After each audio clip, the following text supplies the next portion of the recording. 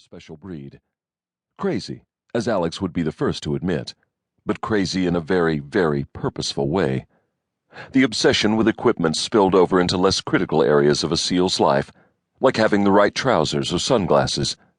Sometimes a guy needs enough pockets for his working tools and doesn't want to be blinded by the sun while he's working.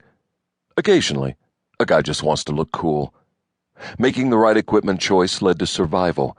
Making the wrong equipment choice could lead to becoming a terrorist's new plaything.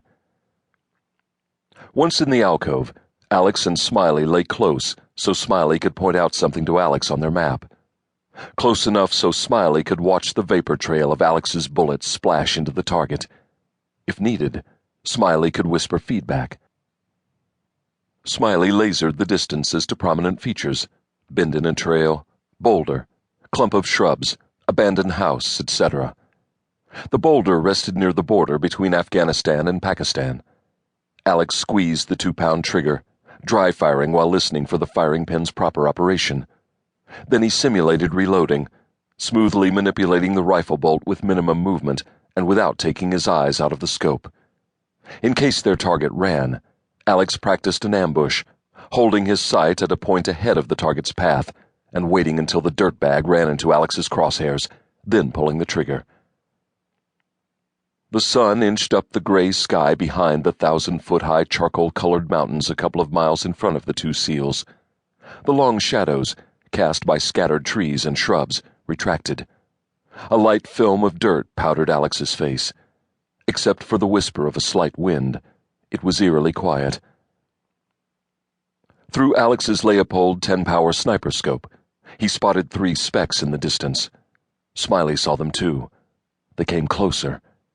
3 bearded men appeared out of the gloom and walked across the border from Pakistan. They wore the traditional tribal salwar kameez combination of loose-fitting trousers and tunic, and the distinctive pakol hats that reminded Alex of muffin tops. Each had an AK-47 slung across his shoulders. Alex paused. It was possible the weapons were AK-74s, the smaller 5.45mm version of Kalashnikov's original gift of terror to the world. But in the end, it shouldn't matter.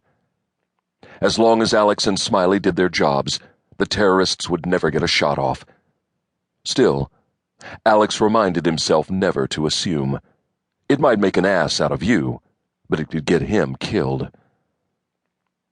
The men stopped 400 yards in front of the SEALs at an abandoned house made out of mud. It was nestled among Afghan government buildings and a few empty shells that were once people's homes.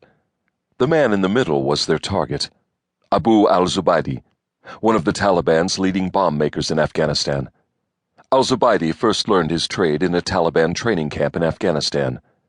Recently, he had bombed the Red Cross, Afghan police, Afghan government, and others in order to destabilize the country, so he and his comrades could step in and take control. A lot of innocent men, women, and children had died because of him. The SEALs gave him the codename Half-Ass because he had only one hand, the right. Even a terrorist needs both hands to be a complete asshole.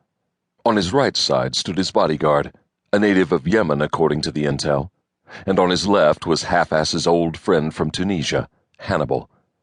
The 3 men wore olive-drab Chinese AK-47 chest pouches. "Zeus, this is Ambassador," Alex called on the radio.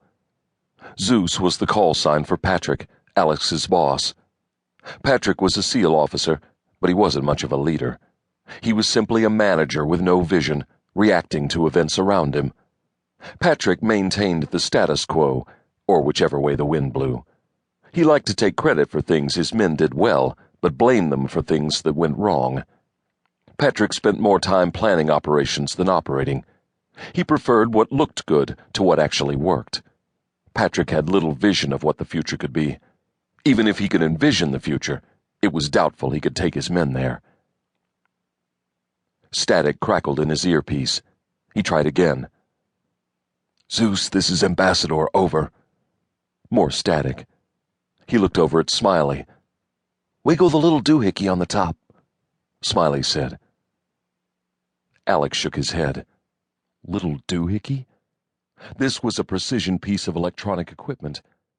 Still, Alex tapped the top of the